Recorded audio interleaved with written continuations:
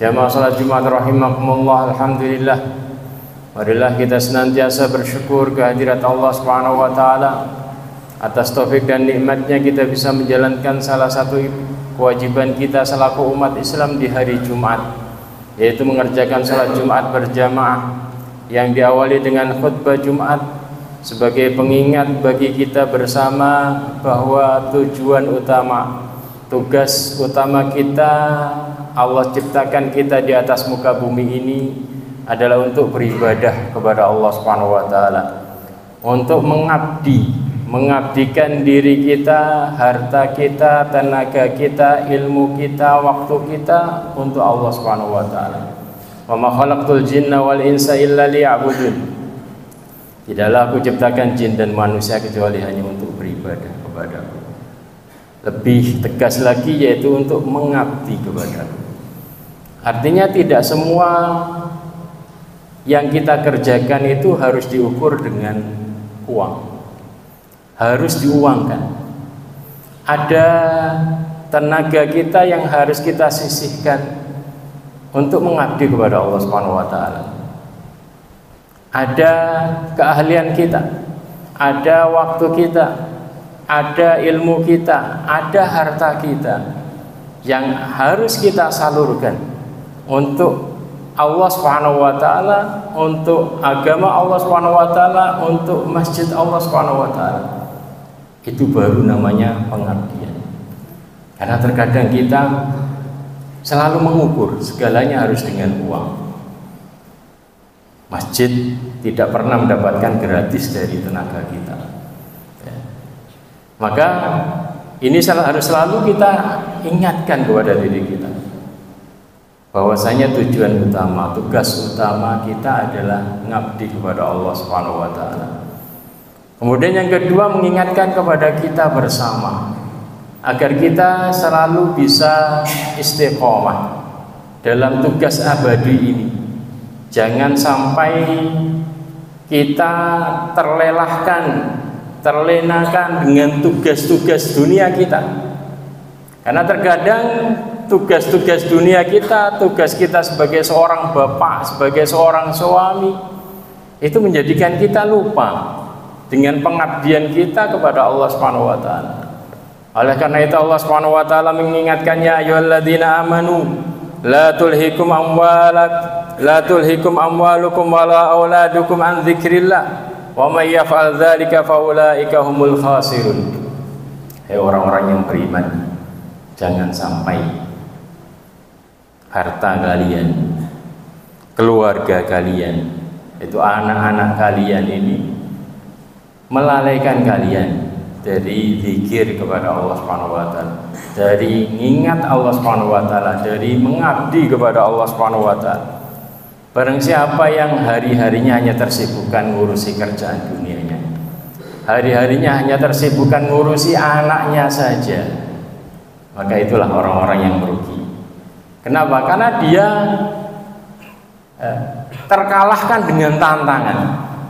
Artinya Allah Subhanahu wa taala ngasih kepada kita tugas utama itu ini. Kemudian Allah kasih tantangan-tantangan. Apakah terlenakan dengan tantangan-tantangan yang ini ataukah tetap lurus ingat pengabdiannya kepada Allah Subhanahu wa taala. Salawat serta salam semoga tetap tercurahkan kepada Nabi kita Muhammad sallallahu alaihi wasallam. Belilah orang yang paling bisa istiqomah di dalam mengabdi kepada Allah Subhanahu wa taala. Selalu istiqomah di dalam beribadah kepada Allah Subhanahu wa taala. Selalu semangat di dalam beribadah kepada Allah Subhanahu wa taala, baik dalam bulan Ramadan maupun bulan-bulan yang lainnya. Oleh karena itu Bunda Aisyah, beliau ketika ditanya tentang bagaimana amalan Rasulullah sallallahu alaihi wasallam, bagaimana ibadahnya Rasulullah sallallahu alaihi wasallam, maka beliau menjawab, karena amaluhu dimah. Amalan Rasulullah sallallahu alaihi wasallam adalah dimah, berkelanjutan. Tidak hanya semangat di bulan Ramadan, tapi di bulan-bulan yang lainnya juga seperti itu. Dan dalam riwayat yang lain beliau mengatakan salat malamnya Rasulullah sallallahu alaihi wasallam itu baik di bulan Ramadan maupun di bulan-bulan yang lainnya itu tidak lebih dari 11. Artinya beliau bisa continue. Beliau tidak melebihkan dari itu karena hanya cukup untuk itu. Karena sholat beliau panjang. Karena ada hak-hak yang lain. Di awal malam sampai pertengahan malam inilah adalah hak istri-istri beliau. Setelah lewat tengah malam itu haknya Allah Subhanahu wa taala. Setelah sepertiga malam azan awal, maka itu adalah hak kita untuk istighfar kepada Allah Subhanahu wa taala. Beliau duduk istighfar kepada Allah Subhanahu wa taala kalau sudah azan awal. Maka seperti itu kata Aisyah, ya. Bulan Ramadan maupun bulan-bulan yang lainnya beliau adalah dima amalnya, continue, tidak pernah melonjak, tidak pernah turun, selalu continue. Itulah panutan kita, orang yang selalu memberikan semangat kepada para sahabat, orang yang kehadirannya selalu memberikan, mampu mengobarkan nilai-nilai keimanan di dalam hati para sahabat. Maka Handalah, dalam sebuah riwayat disebutkan dalam riwayat Tirmidzi, lakiani Abu Bakar, ya. Jadi Handalah mengatakan aku ketemu Abu Bakar.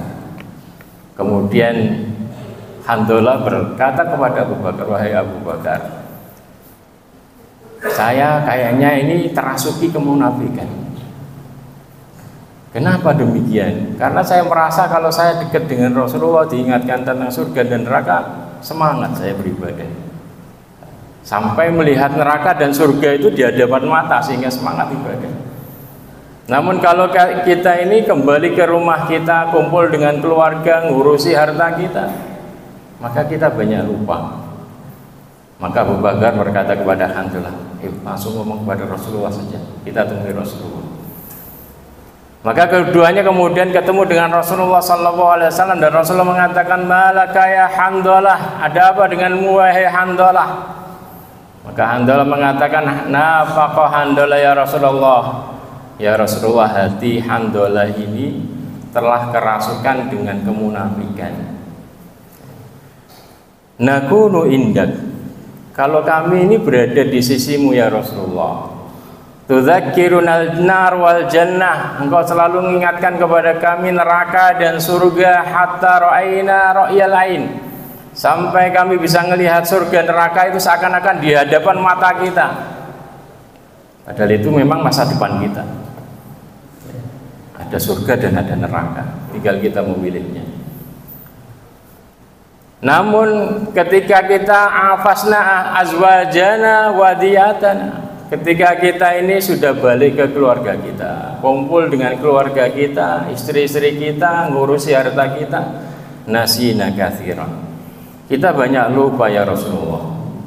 Maka Rasulullah sallallahu alaihi wasallam bersabda, lau tadumuna ala halikum, kalau seandainya kalian itu bisa mengendalikan diri kalian, selalu berada dalam taraf seperti itu, ya, tahapan seperti itu, selalu dekat dengan ilmu sehingga bisa melihat surga dan neraka seakan-akan di hadapan mata kita, maka la safahatkum malaikah, maka para malaikat itu akan menyalami kalian. Kenapa? Karena ya iman kalian selevel dengan imannya para malaikat. La safahatkum malaikah ala majalisikum wa turukikum wa ala furushikum, akan menyalami kalian di jalanan, di majelis kalian, di jalanan, di atas kuda-kuda kalian. Ya. Lakinna sa'a, ya, akan tapi ya alhamdulillah seperti itulah iman kalian. Kadang naik, kadang turun, kadang naik, kadang turun. Ya. Jamaah salat Jumat rahimakumullah. Maka tema yang kita bahas pada kesempatan hari ini adalah kita akan menjelaskan bahwasanya keimanan kita itu bukan stabil, tapi keimanan kita itu kadang naik, kadang turun. Allah Subhanahu wa taala menjadikan di dalam hati kita itu berisi dua hal yang saling dorong-mendorong. Ada keimanan dan ada kemunafikan. Ketika keimanan ini menguat, maka akan mendorong melempar kemunafikan keluar dari hati kita. Namun akan tetapi kalau kemunafikan ini yang menguat, maka akan mendorong keimanan dari hati kita sehingga tidak tersisa sama sekali.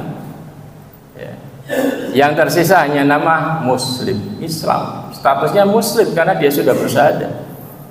Namun dalam hatinya penuh dengan kemunafikan. Pengaruh keimanan ini sudah mulai punah. Jadi tergantung kitanya.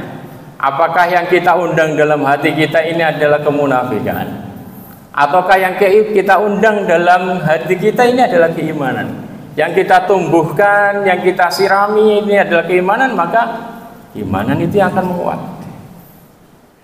Kalau kita sering berpikir kepada Allah Subhanahu wa taala, menghadiri majelis-majelis ilmu, maka akan menguat. Dalam hadis disebutkan inna syaitan wadi'u khatmahu ala qalbi bashar. Syaitan itu menaruh cengkeramannya ini di hati manusia. Fa idza dzakarallah khalas.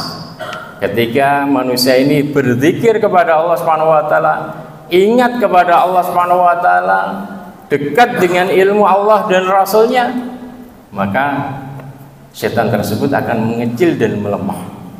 Namun kalau kita lupa, maka dia akan membesar dan menguasai hati kita. Maka hati kita ini, keimanan dalam hati kita ini akan terkadang naik dan terkadang turun. Ini yang menjadikan jangan pernah kita aman dengan status keimanan kita. Jangan pernah merasakan bahwa keimanan kita ini seperti selevel keimanan Jibril. Akan tapi keimanan kita ini kadang naik dan kadang turun, kadang tadi digusur oleh kemunafikan kita. Dan semakin banyak fitnah yang menghujam, menyerang kita, maka keimanan dalam hati kita ini semakin ditantang. Kalau kalah tidak pernah dikasih nutrisi, maka akan menghilang. Oleh karena itu Abdullah bin Amr bin As dalam riwayat Hakim beliau mengatakan, ya'ti 'alan nas yamanun yajtama'una fil masajid laisa fihi mu'min. Nanti akan datang suatu masa orang-orang itu kumpul di masjid tapi tidak ada satupun yang mukmin.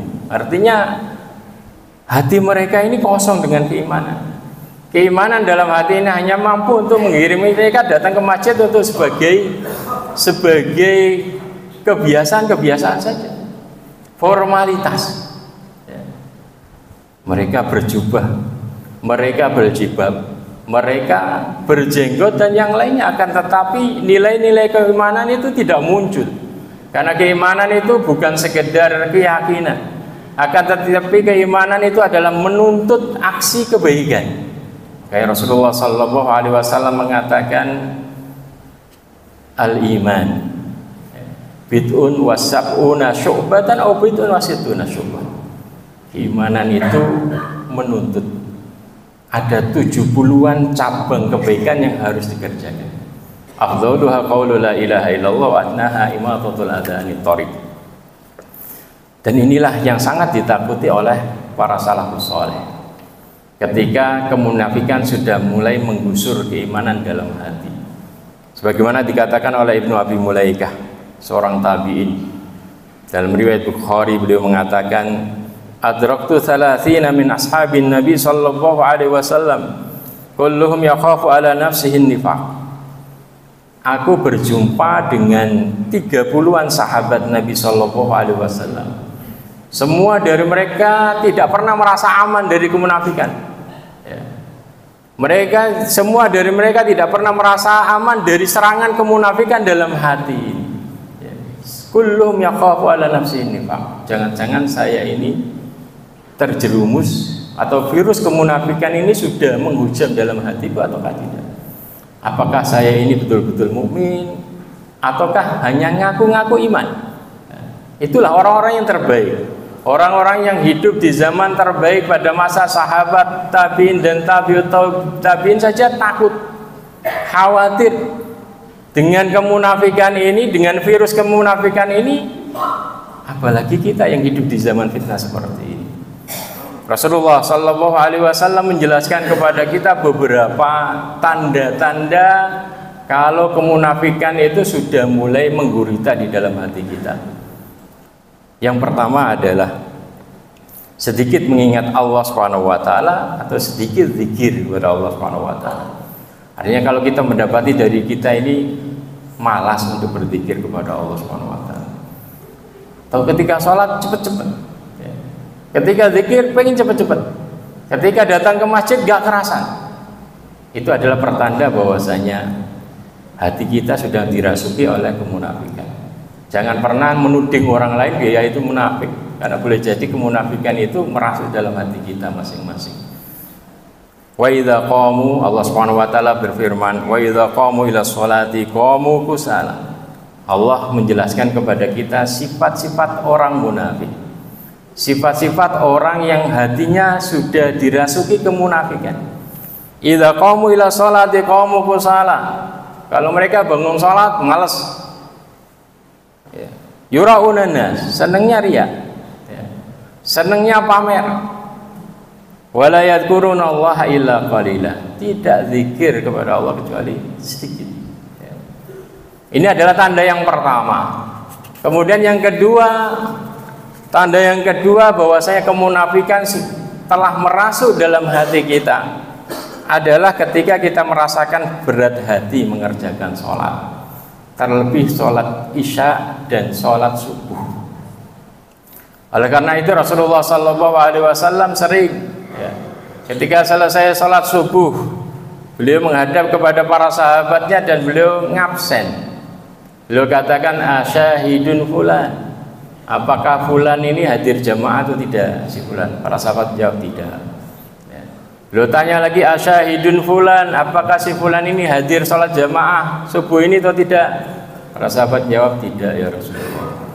Maka kemudian Rasulullah Shallallahu Alaihi Wasallam bersabda, inna hataini sholatain asqalus sholawat alal munafikin. Dalam riwayat yang lain beliau bersabda, inna asqalus sholat alal munafikin sholatul isya wa sholatul fajri. Sholat yang paling berat bagi orang yang hatinya sudah dirasuki kemunafikan adalah sholat isya berjamaah dan sholat subuh berjamaah. Lebih detail lagi Rasulullah Shallallahu Alaihi Wasallam bersabda, ayatul munafik salas, idza haddatsa kadzaba, wa idza wa'ada akhlafa, wa idza tumina khan. Tanda-tanda orang munafik, tanda-tanda orang yang hatinya sudah dirasuki kemunafikan, dikuasai kemunafikan, sehingga keimanannya tergusur dari hatinya adalah idza kadzaba, idza haddatsa kadzab. Kalau dia berbicara biasa dusta. Artinya ngomongnya ini mulu-mulu. Terlebih di dalam dunia bisnis terkadang. Sekarang bukan hanya dunia bisnis, terkadang dalam dunia pendidikan, dunia dakwah terasuki ini. Agar dia dikenal, dianggap sebagai orang yang wah, ngomongnya mulu-mulu, dusta. Jadi kemunafikan itu tidak hanya menyerang orang-orang awam, tapi menyerang semua orang. Kalau kita ini kalau ngomongnya itu mudah berdusta, nggak ada beban kalau berkata dusta, itu tanda-tanda penyakit nifak sudah merasuk dalam hati kita. Wa idza wa'ada akhlaf, kalau dia berjanji mesti dia ingkari. Terlebih sekarang dalam masalah hutang,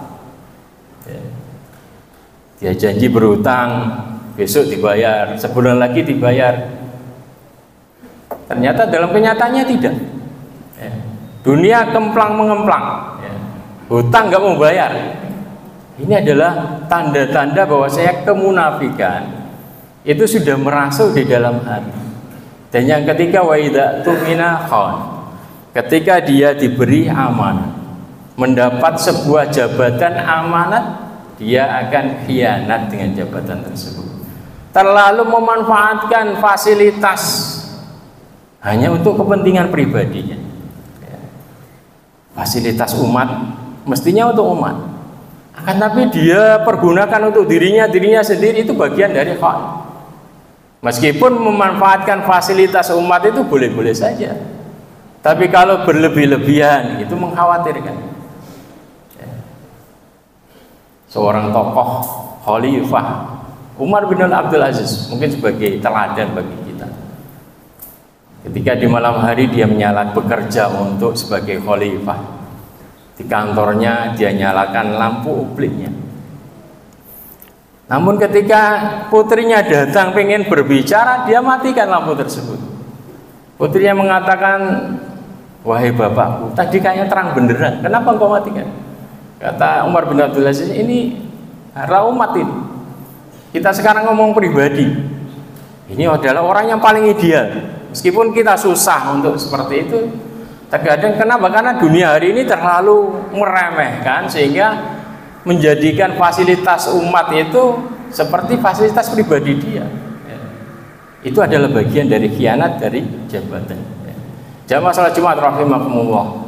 Kemudian Allah Subhanahu wa taala dalam surat Al-Munafiqun memberikan obat agar kita bisa menggerus virus-virus kemunafikan dalam hati kita itu. Allah sebutkan dalam akhir surat Al-Munafiqun itu 2 ayat. Ayat ke-9 dan ayat ke-10. Allah Subhanahu wa taala mengatakan, ya ayyuhalladzina amanu la tulhikum amwalukum wala auladukum an dzikrillah. Wa may yaf'al dzalika faulaika humul khasirun. Obat yang pertama agar virus kemunafikan ini bisa kita usir dalam hati kita adalah banyak-banyak zikir kepada Allah Subhanahu wa taala. Banyak-banyak ingat Allah Subhanahu wa taala. Banyak-banyak hadir dalam majelis zikir, majelis ilmu. Karena ini akan mengingatkan kepada kita masa depan kita ada 2 yang nggak bisa dipilih dua-duanya. Pilih salah satunya itu, surga atau neraka. Kalau kita amalan kita mampu untuk masuk ke dalam surga ya masuk surga. Kalau tidak layak ya nyemplung di neraka. Obat yang pertama adalah banyak ingat Allah. Rajin ngaji. Obat yang kedua Allah Subhanahu wa taala lanjutkan, wa anfiqu mimma razaqnakum min qabli ayati ahadakumul maut fayaqulu rabbi laula akhartani ila ajalin qarib fa asaddaqa wa akum minas sholihin. Obat yang kedua adalah banyak-banyak infak. Banyak-banyak menginfakkan harta kita ini untuk kepentingan Allah dan kepentingan agama Allah. Itu obat yang paling mujarab untuk menggusur kemunafikan dalam hati kita dan menumbuhkan keimanan dalam hati kita. Karena Rasulullah SAW bersabda dalam riwayat Nasa'i, wala yajtami'u syuh wal iman fi qalbi 'abdin abadan. Tidak akan terkumpul dalam hati seorang hamba itu 2 hal, keimanan dan kebakhilan. Kalau keimanannya kuat, mesti dia akan royal infak untuk agama Allah. Tapi kalau imannya lemah, mesti dia akan bakhil untuk Allah dan agama Allah. Dan dalam hadis yang lain Rasulullah SAW mengatakan, was-shadaqatu burhan. Sedekah itu adalah bukti keimanan kita.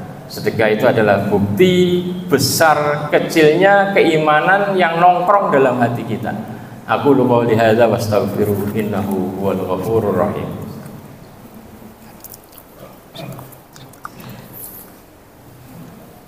Alhamdulillah wassalatu wassalamu ala Rasulillah wa ala alihi wa sahbihi ajma'in.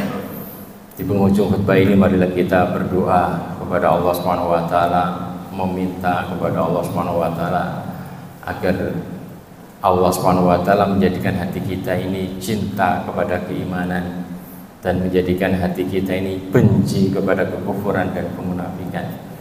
Innallaha wa malaikatahu yusholluna 'alan nabi. Ya ayyuhalladzina amanu shallu 'alaihi wa sallimu taslima. Allahumma shalli 'ala Muhammad wa 'ala ali Muhammad kama shallaita 'ala ali Ibrahim innaka Hamidum Majid. Wa barik 'ala Muhammad wa 'ala ali Muhammad kama barakta 'ala ali Ibrahim innaka Hamidum Majid. Rabbana ighfir lana wa li ikhwanina alladhina sabaquna bil iman wa la taj'al fi qulubina ghillan lil ladzina amanu rabbana innaka ra'ufur rahim. Allahumma inna nas'aluka min khairi ma sa'alaka minhu nabiyyuna Muhammadun sallallahu alaihi wasallam ونعوذ بك من شر ما استعاذ منه نبينا محمد صلى الله عليه وسلم اللهم إنا نسألك من الخير كله عاجله وآجله ما علمنا منه وما لم نعلم ونعوذ بك من الشر كله عاجله وآجله ما علمنا منه وما لم نعلم اللهم حبب إلينا الإيمان وزينه في قلوبنا وكره إلينا الكفر والفسوق والعصيان والنفاق اللهم إنا نسألك الجنة وما يقرب إليها من قول وعمل ونعوذ بك من النار وما يقرب إليها من قول وعمل ربنا آتنا في الدنيا حسنة وفي الآخرة حسنة وقنا عذاب النار وصلى الله وسلم على نبينا محمد وعلى آله وصحبه أجمعين والحمد لله رب العالمين وأقم الصلاة.